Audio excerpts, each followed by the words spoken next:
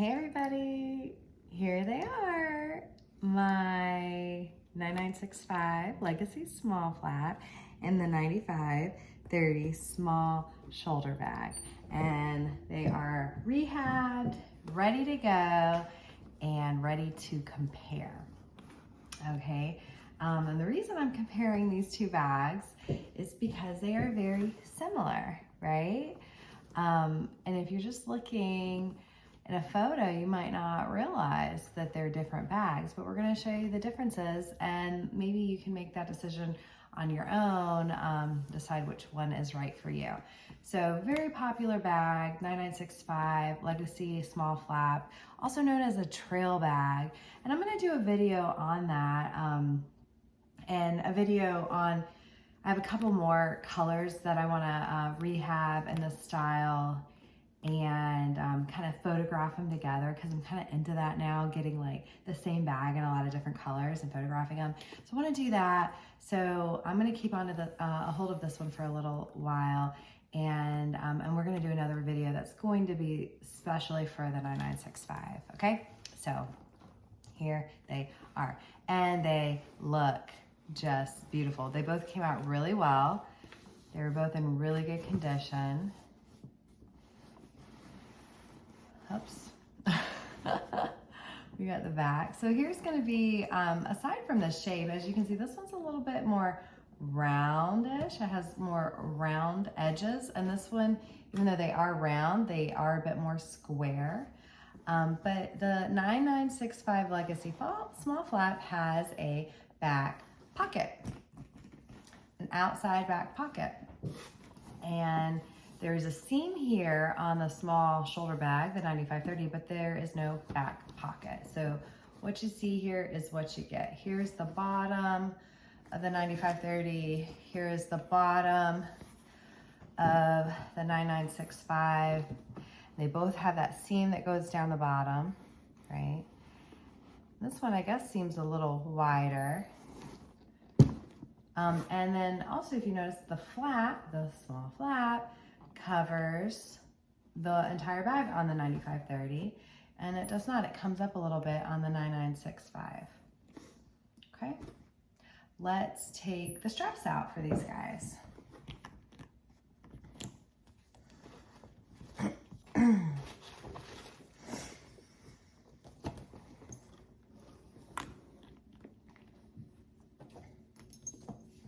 So the first thing you're going to notice is that the 9965 straps has eyelets.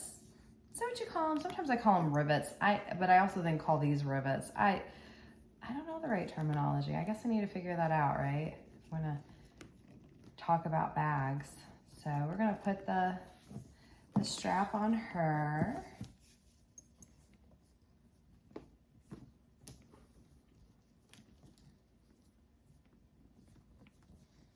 So you have that extra bling in the hardware here, but pretty big buckle, extra bling.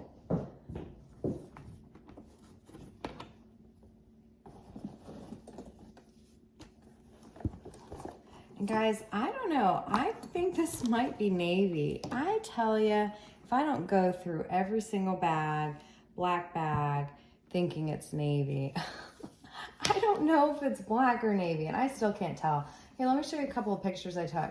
Side by side, outside in sunlight, that's typically what I do, and then underside. The bags look like the 9530 looks like navy next to it, right? But then if you open up the flap and take a picture in the sunlight, I'm not so sure that it looks like navy. It looks like very similar to the underside of the definite black 9965. So I don't know, what do you think? Vote down below if you think this 9530 is actually navy or black.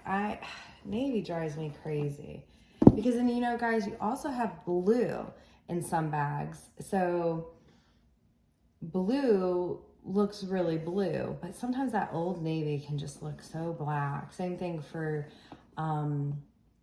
one of the green. Okay, so here you go. You have the strap, And this one does not have rivets, it just has holes, okay? And the strap is actually a lot shorter, and we're gonna show you with the bag on. It's a lot shorter.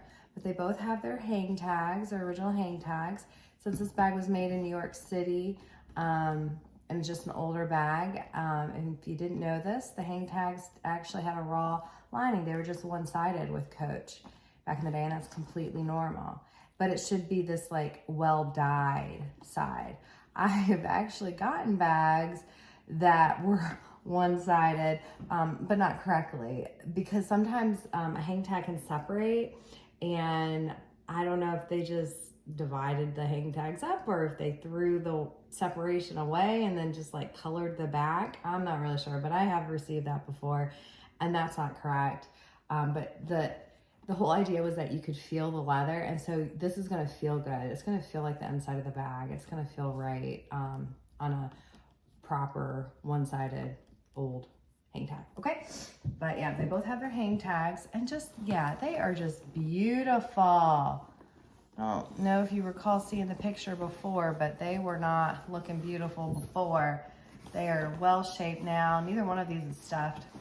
Oh, I'm gonna use the opportunity here to show you the difference in the leather. So New York City leather, I know, I'm sorry, this is weird, isn't it? It can almost feel like, I describe it as just this like thick, chewy leather, okay? But it's amazing in its own right. This is amazing in its own right. It's so soft and luscious. And do you just see that? Do you see this like the pliability of it? And look at it, it will go flat, but it's just, oh, it's lovely. But this guy kind of, it might, I don't know if you can hear that. It's kind of, it definitely sounds more squeaky before it's rehabbed, but it's not, it's a little tougher. It's more dense. It takes longer to dry. The older bags, they definitely take longer to dry than these newer vintage leather bags. But it's just this whole different feel. It's still soft. It's still pliable. It's just thick and chewy. That's how I'm gonna go with describing it. Thick and chewy. So look at that, on the inside of that. Okay, so here's one of the other differences. You've got this front flap here. The 9965 does not have that. The 9965 just has a big pocket. I guess I did have a little bit of stuffing. That's not stuffing it though. It just has a big pocket. They both have the zipper pocket in the back. And yeah, no front pocket there, but again, it does have that back pocket. And this one has this little, it's not gusseted, but this nice sized front pocket. So you have some division there. And yeah, your deep pocket on the inside there. Isn't that neat? So, all right, let me move this box out of the way and we're gonna put these babies on. So let's put on the 9530 first. Here is a catalog photo. This one is from the 9530. This one is from 1982. And as you can see, 9530 small shoulder bag. But I've also seen catalog photos, or at least one, where they called it the 9530 a shoulder bag with turn lock. Just another name that happens. But so yeah. Here she is, and her strap, let's show you the strap drop for this one. Do you see how much shorter it is? Definitely shorter, because they're pretty similar in size, these bags, but yeah, the strap drop is much longer for the 9965. And here she is on. She actually reminds me of my, the bag I recently added to my own personal collection, the sling bag, how short that strap is. So this one I can actually shorten it 2 more little knots. There's 4 holes and I have it on the second hole. So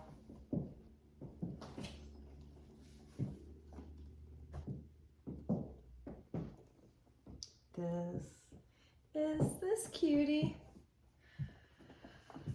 So I don't know how long it was made for, the 9530, but it wasn't made for that long, not like some of the other older bags. It is going to be a rarer bag, so it is going to cost you more, but you might find it. If you're looking regularly and constantly, you might find it, and you're going to know that you found it by watching this video and seeing these features. Seam, no pocket, that front pocket here. I mean, you know, getting the shape can be hard to tell in some pictures, but even if it's flat, you're gonna see these features, right?